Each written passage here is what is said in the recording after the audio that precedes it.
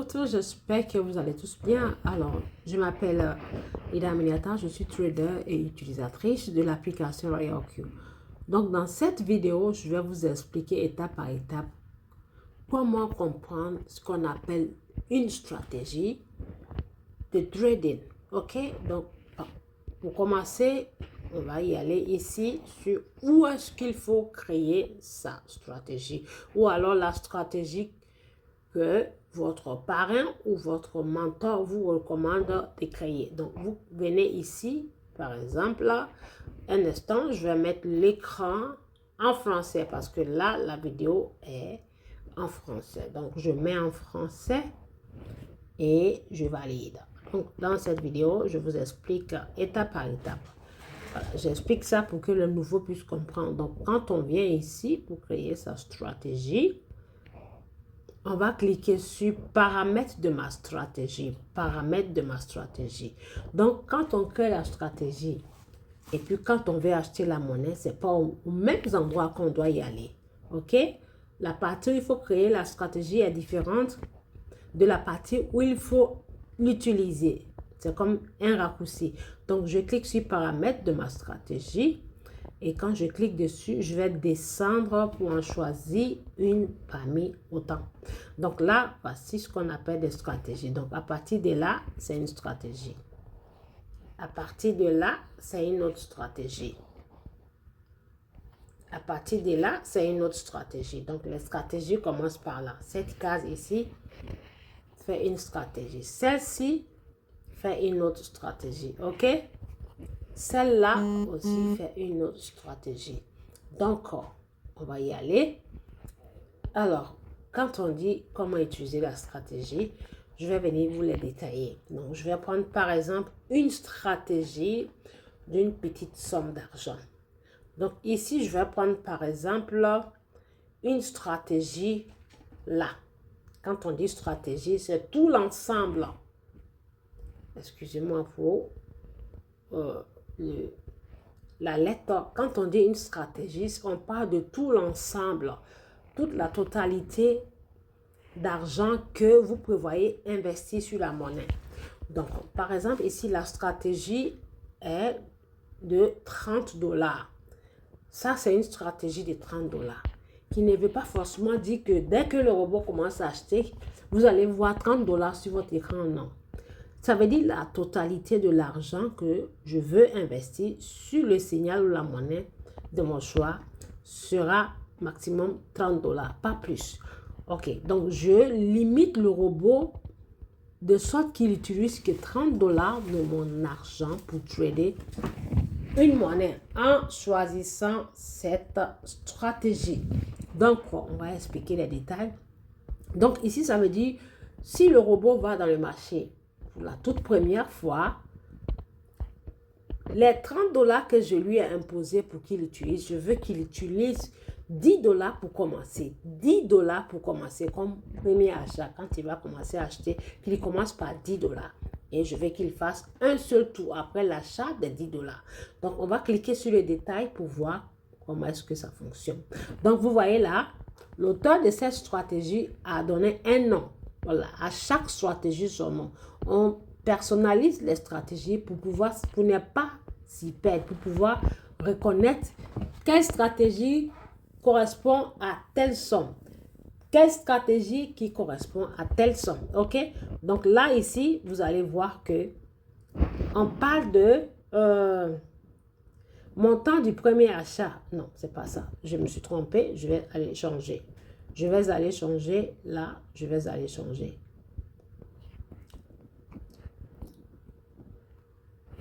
Voilà. Je retourne là. La stratégie de 30 $ là. OK? Donc, je clique dessus. Voilà. Et ici, ça veut dire le robot qu'il commence avec 10 $. Qui veut pas dire qu'il va prendre tous les 30 $. Donc, ça s'affiche ici. La stratégie s'affiche ici. Donc, ça veut dire les 30 $, le robot va commencer par 10 $. Et le reste des 20 $, il va prendre encore 10 $ ou bien peu importe pour racheter. OK? Donc, vous allez voir un appel de marge. Ça veut dire s'il achète 10 $, quand tu vas répartir, qu'il achète encore une fois et ça suffit. C'est ce que ça veut dire. Donc là, quand vous tradez dans le spot, c'est pas pareil comme dans le futur. Et là, dans le spot, vous allez voir le montant du premier achat qui va s'afficher si vous partez prendre le signal dans le spot. Mais quand c'est le futur, vous n'allez pas voir le montant du premier achat. Vous allez voir les pièces, les quantités des pièces qui vous donneront la somme que vous voulez investir sur la monnaie. Donc, si la page se présente comme ça, ça veut dire que vous êtes dans le spot. Donc, on continue. Le détail, qui est la configuration de la marge, on clique dessus. Là, ça a été modifié. Ça veut dire, je demande au robot, quand il va commencer avec 10 $, si jamais la monnaie chute, qu'il achète la moitié de 10 $, puisque là, 0,5, c'est la moitié de 1. Donc, on dit multiple. Multiple par quoi? Multiple veut dire multiplié par le montant du premier achat. Et comme le montant du premier achat est 10 $, ça veut dire si je laisse 1 ici, le robot va acheter à son second round. Ça veut dire quand il achète le montant du premier achat 10 $. Toutefois que la monnaie chute, il va reprendre 10 $ pour acheter. Mais j'ai mis la moitié qui veut dire 5 $. J'ai juste personnalisé comme ça. OK? Donc, si le robot, il va dans le marché, s'il commence l'achat, il ne va pas prendre 30 $ pour acheter. Non, ce n'est pas obligé. Puisque vous lui avez dit de commencer avec 10. Donc, il va commencer avec 10 $. Il commence avec 10 $. Le reste des 20 $, il va les acheter au moment opportun. Donc, ce n'est pas obligé qu'il prenne tout l'argent. Le robot prendra le reste de l'argent que si la monnaie chute à ce pourcentage, s'il va acheter la monnaie et que la monnaie coûte tel prix, tant que la monnaie n'a pas chuté à ce pourcentage, il ne prendra pas le reste de l'argent qui sont les 20 $ pour acheter. Donc, la limite sera sur les 10 $. Voilà, j'espère que c'est clair. Donc là, 0,5 veut dire la moitié du montant du premier achat qui est 10. Donc, la moitié de 10 font 5 $. Il va acheter avec 5 $. Donc, 5 $ plus le montant, le premier montant de l'achat, ça va faire 15 $. Donc, cette stratégie ici, elle est uniquement utilisée que pour le trading du futur. Parce que dans le futur, il faut toujours laisser en réserve une somme d'argent pour maintenir votre position de trade. Donc, voici comment les stratégies se font. Donc là, on va confirmer. Et quand on confirme, on vient se rassurer d'enregistrer. Et il faut que ça reste d'un seul coup. Quand vous créez la stratégie, rassurez-vous que période stratégique reste sur d'un seul coup. Donc, on va enregistrer. Et là, la stratégie a été créée. Donc, nous allons passer à la pratique. Donc, si jamais il y a un signal qui est envoyé, vous allez sur votre page de RoyalQ. Donc, il faut savoir le signal. Est-il futur ou spot? Donc, je vais commencer par le futur parce que ça confuse plein de nos clients. Donc, quand on envoie le signal et que c'est en futur, avant de commencer même le trade, il faut venir cliquer sur stratégie. Vous cliquez sur stratégie et rassurez-vous de mettre l'option de votre monnaie sur futur. L'option de futur, sinon ça ne marchera pas. Alors, comment est-ce qu'il faut savoir si c'est sur futur ou spot? Vous cliquez sur la petite flèche là. Et on va cliquer sur la petite flèche. Ensuite, on verra ici à gauche, spot. Et ici à droite, contrat à terme. Contrat à terme veut dire le futur. Puisque quand vous tradez dans le futur, c'est un contrat que vous signez avec l'échangeur où sera acheté votre crypto-monnaie. Donc, si vous voulez trader dans le spot, il faut que ça soit forcément sur le spot. Si vous voulez trader sur le spot, ici, il faut que ça soit sur le spot. Si vous voulez trader en futur, il faut que ça soit sur futur. Sinon, ça ne marchera pas. Et vous allez penser que c'est votre téléphone qui n'est pas compatible. Il faut vraiment faire les choses telles qu'elles sont. OK. Donc là, nous partons dans l'explication des futurs. Donc, il faut qu'on mette la base sur futur et ensuite, on vient confirmer. Donc, à droite, c'est contrat à thème qui veut dire futur et à gauche, c'est le sport. Donc, on vient confirmer. Voilà. Donc, maintenant, supposons qu'on a envoyé un signal dans le groupe. Ou alors, supposons que j'ai envoyé un signal dans le groupe. Donc, quand on va aller prendre le signal, on va cliquer d'abord sur la page d'accueil. Il faut que ça soit sur la page d'accueil. Ensuite, nous allons partir chercher ici, comme vous le voyez, nous avons contrat à terme et le spot qui veut dire à gauche c'est spot, ici c'est futur. Donc on se rassure de mettre ça sur contrat à terme. Donc quand on met sur contrat à terme, vous allez voir que toutes les monnaies qui sont dans l'option future sont mentionnées avec perpétuel, perpétuel, perpétuel, perpétuel. C'est ça la différence entre le futur et le spot.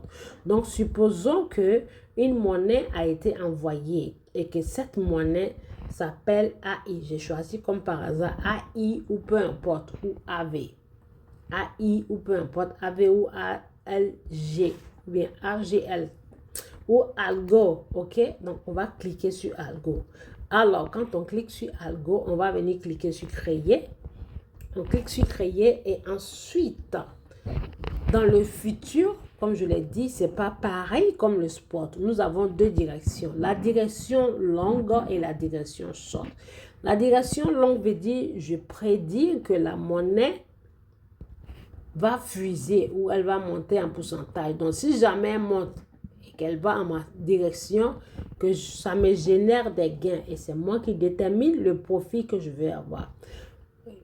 L'option short veut dire, si jamais la monnaie chute, qui est là, l'option short veut dire si jamais la monnaie chute, je me positionne en option short. Et si jamais la monnaie chute, que ça me génère des gains. Donc là, c'est pour la chute et là, c'est pour la montée. Donc ici, si ça monte, je génère les gains.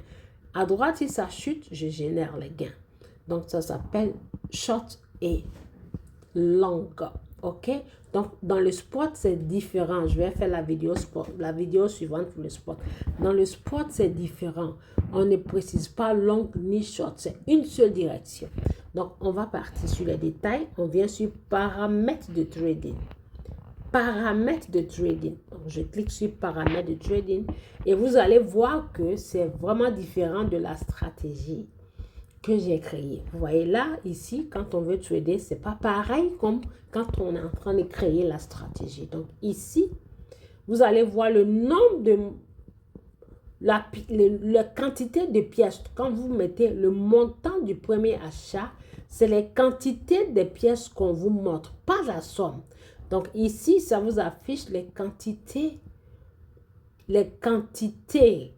de la monnaie, combien de pièces, les pièces de la monnaie ici, et en bas, en mettant les quantités, qui veut dire les pièces, combien de pièces je veux de cette monnaie, ça vous affiche les pièces que vous mettez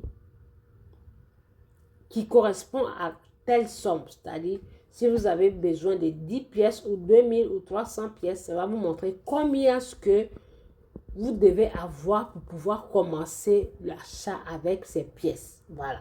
Donc ici, on va aller chercher, nous allons partir chercher la stratégie créée pour nous.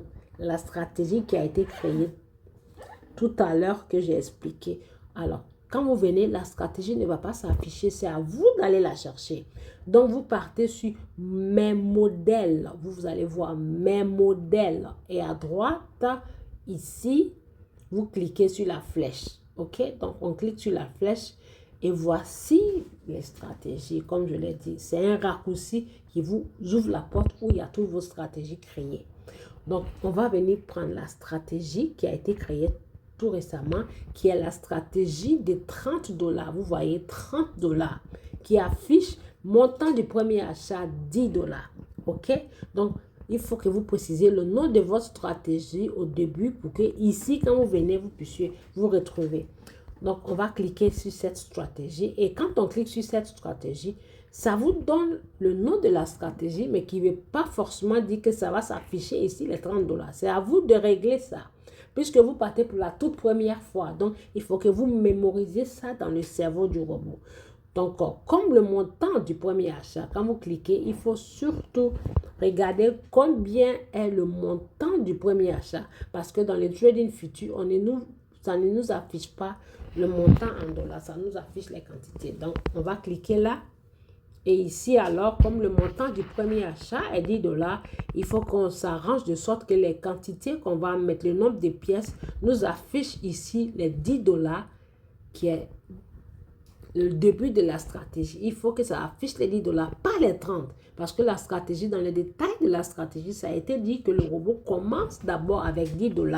Et quand la monnaie va commencer à chuter, qu'il achète avec le reste des 30 $. OK? Donc, en mettant, il faut que là, ça s'affiche 10 $. Donc, on va diminuer ces quantités de pièces-là pour mettre, par exemple, on va mettre là, vous voyez, 25 pièces. 25 pièces, ça veut dire, pour avoir 25 pièces de cette monnaie, il faut alors 4 $. Il faut 4,65 $ pour avoir 25 pièces. Donc, si nous voulons 10 $, nous devons multiplier ça. Nous devons augmenter la quantité. Donc, ici, je vais mettre, par exemple, 50 pièces. Vous voyez, 50 pièces me donne une somme de 9 $. Donc, je dois faire que ça soit 10. Donc, je vais mettre 51 pièces. Ou alors, je mets 53. Je vais mettre 55 pièces. Vous voyez? Ou alors, je mets 53 pièces. Voilà. Que ça soit moins ou plus, mais il faut que ça soit entre, ça soit aux environs de 10 $. Vous voyez? 10,21 centimes. 10,21 centimes. Donc, c'est comme ça, ça doit s'afficher, puisque le montant de votre stratégie, le premier montant est 10 $. Donc, voilà, 10 $. Donc, si le premier montant est 5 $, il faut que ça vous affiche ici 5 $. OK? Il faut que ça vous affiche 5 $. Le montant que vous voulez commencer avec doit s'afficher là. Pas la totalité de la stratégie, mais le détail qui est le montant. OK. Donc, là, on va descendre. Ici, c'est la partie délicate. Vous voyez là, le nombre de leviers qui veut dire dans le futur, combien de pourcentage multiplié par combien. Le pourcentage que vous voulez. Vous voulez que ça soit multiplié par combien. Voilà, vous voulez multiplier ça par combien. Donc, nous avons de 1 à 20 leviers, mais trader entre 5 et 10 leviers, pas plus. Parce que plus vous mettez, plus vous augmentez là, plus vous augmentez le risque. Si vous augmentez ici, dites-vous, sachez que le risque de perdre votre argent est aussi augmenté. Donc, il faut trader avec modération. OK, donc, quand vous mettez là, par exemple, ici, si vous mettez fois 1, si vous mettez là, une fois, ça veut dire le robot prendra les 10 $ pour acheter et 1% que vous voulez, 1,3%, sera actuellement les 1,3%. Mais si vous voulez multiplier et que vous multipliez, par exemple, vous mettez 2, alors vous devez multiplier ici fois 2. Si vous multipliez là par 3, vous devez multiplier la somme par 3 pour que ça multiplie le montant par 3. J'espère que c'est clair. Donc là, si je mets par exemple 2, donc je dois mettre ici 55 fois 2 qui font 55 fois 2 qui font 110 pièces. Vous voyez? 110 pièces. En mettant 110 pièces, ça me montre 20 $. Je ne vais pas forcément dire c'est 20 $. Ça veut dire que c'est les 10 $ multipliés par 2 leviers. Donc, je multiplie ici chaque fois que je multiplie là. Donc, le nombre de fois que je multiplie ici est égal à le nombre de fois que je dois aussi multiplier là. Comme on ne peut pas multiplier là, c'est que là, vous multipliez et ça va vous afficher l'argent qu'il vous faut. L'argent avec lequel, la somme avec laquelle le robot va commencer l'achat. Donc, voilà comment on fait le paramétrage des stratégies pour trader le futur. Voilà. Donc, dans le futur, ça ne vous montre pas le montant du premier achat, mais ça vous montre les quantités de pièces, le nombre de pièces que le robot va utiliser pour faire le montant du premier achat. Donc, si vous voulez savoir combien vaut les pièces, en mettant, ça va vous afficher la somme d'argent. Donc, quand vous multipliez ici, vous êtes censé multiplier là pour que ça corresponde bien. Et ensuite, vous enregistrez, vous confirmez et vous activez comme ça. On va essayer d'activer, mais je ne vais pas créer. Vous activez et rassurez-vous de créer. Voilà, créer, c'est la fin pour que le robot puisse acheter. OK? Et quand vous créez, vous allez voir que la somme qu'il a utilisée ou qu'il va utiliser pour commencer l'achat sera affichée là. Et rassurez-vous que là, ça soit d'un seul coup. Il faut que ça s'affiche ici d'un seul coup. Merci et à très bientôt pour la vidéo suivante qui sera celle de comment faire pour le spot. À bientôt.